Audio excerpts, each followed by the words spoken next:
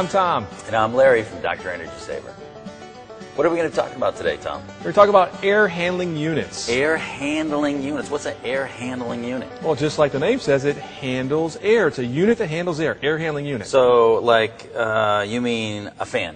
A fan in a box. A fan in a box. So you have this in your house if you have air conditioning or a furnace, unless you have a boiler for hot water heating. Sometimes they call these forced air systems. Forced air systems. So if you have ductwork, you have something like this someplace. So you have a fan in a box called an air handler. An air handler. All right, absolutely. so what's so special about this air handler? This air handler is called a variable speed air handler, which means it can change its speeds automatically for the homeowner.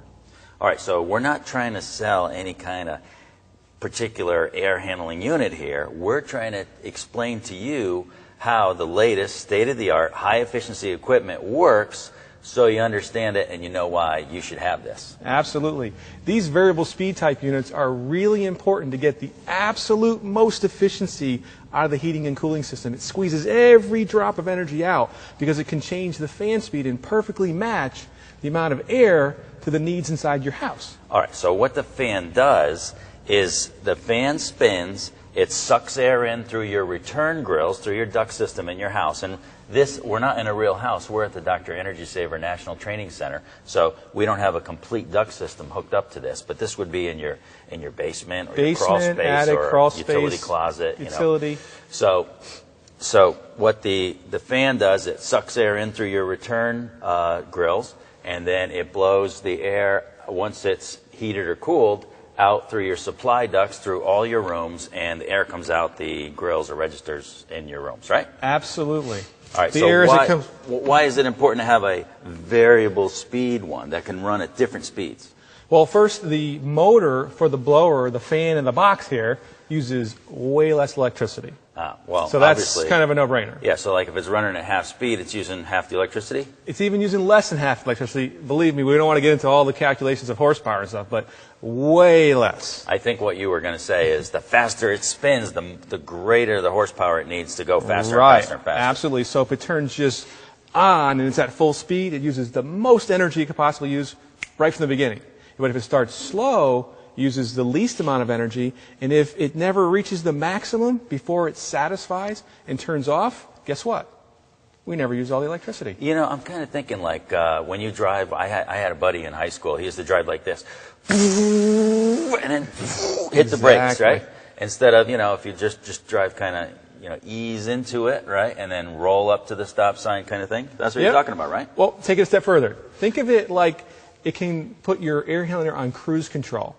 So if you or me are driving, we might have different styles, gas pedal brake, we're wasting energy. But if we're on cruise control, the computer takes over and we get the most efficient gas mileage out of our car. The variable speed air handler is kind of like cruise control for your air handling unit.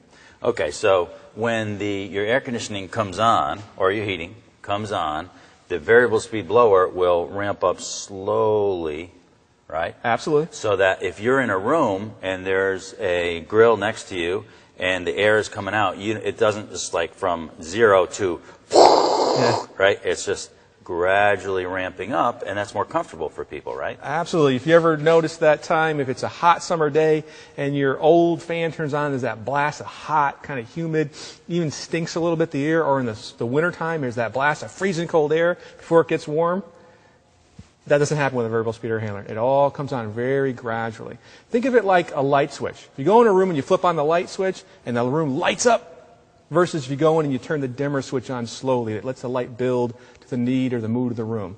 This is like a mood machine for your heating and cooling.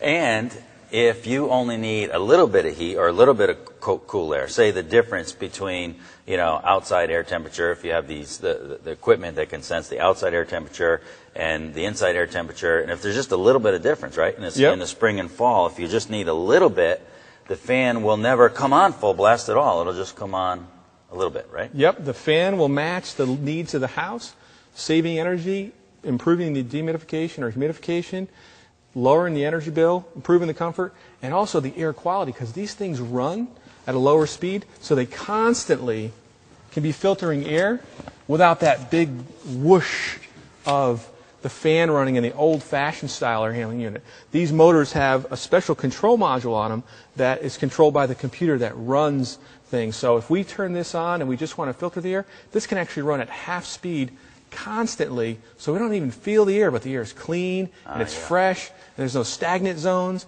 My upstairs and my downstairs are more evenly matched temperature-wise. These are great. Wow, that's awesome. So this is what it looks like here. It's called a squirrel cage blower. It's like one of those things that your gerbil runs on, you know, it's like that, and it takes the air in here and blows it out the top. Right? Absolutely. Simple as that. So, but it's computer controlled, can run at infinite different speeds, right? It'll ramp up and come down, so forth. And so when your air conditioning system shuts off, it stops cooling, the coil stops getting cold, the fan will continue to run, right? At the end of a cooling cycle or heating cycle, the fan can run for a time period and squeeze that last little bit of cooling or that last little bit of heating, squeeze it right out of there. The money we pay to heat and cool, we get that last little drop back to the house. All right. Well, that was great. Hey, where's Heather? So where's Heather? We need our energy tip of the day. There she is. Hey, Larry. So even your oven can be an energy hog. So only preheat when necessary.